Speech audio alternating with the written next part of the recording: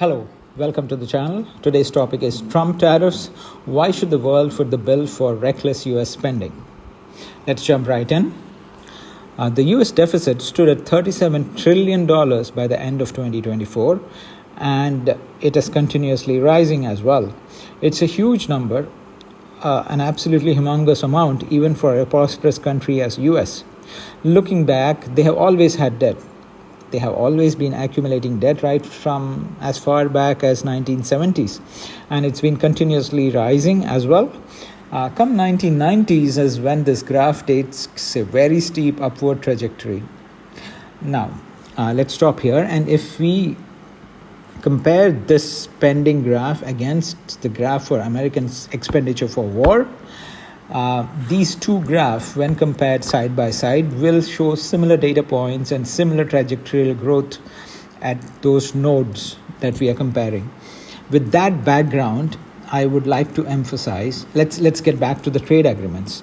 The US trade agreements, the US government or the elected members who were representing American citizens signed the various trade agreements.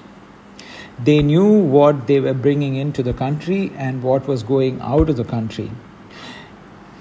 For whatever reason, those representatives thought this was in the best interest of America to sign those agreements, and those agreements got into place.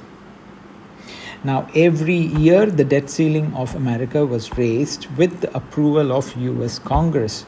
So there is no denying that the elected representation in US knew every year that there is a debt ceiling that needs to be raised. So the debt that the country is owing is increasing year on year, and every year this debt ceiling was raised with the approval from US government. With this backdrop, my question is, it accumulated debt for whatever reason, whichever way it got involved with foolish wars that it got involved in.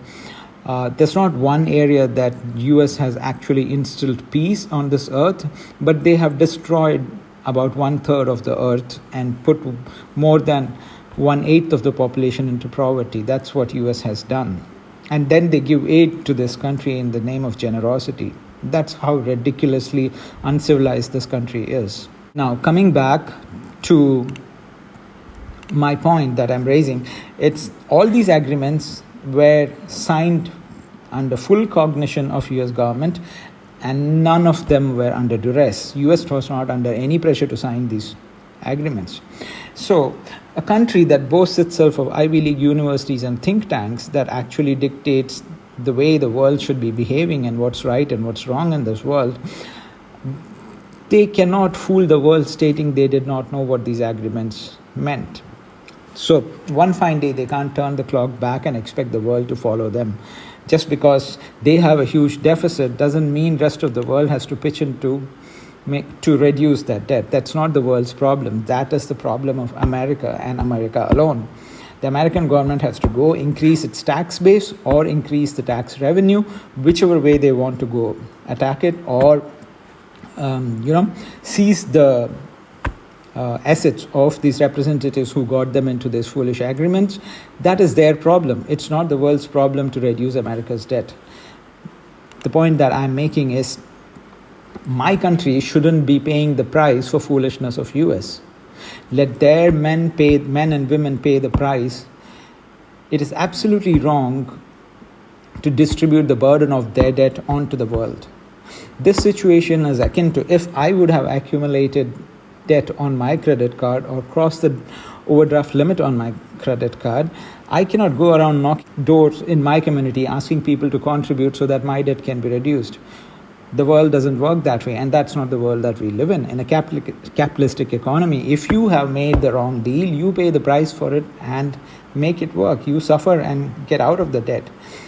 Whichever way you want to. You want a loan, take a loan from India or China and pay your debt. That's what you need to be doing. So every Indian out there, I would really request, and it is the need of the hour, that you voice your concerns online. You can't be discussing among yourselves and sitting quiet. The reason is that your presence online makes a lot of difference, because end of the day, today we live in a world where only data points are collected.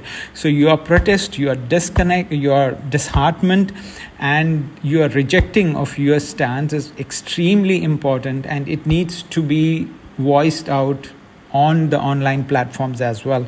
Every platform that you have access to, make sure your voice is heard. I mean, if you're pro or against, but it needs to be heard. But I am certainly against the way that this tariff war is going. I would not want my government to make any concession for the foolish spending of US government. Jai Hind.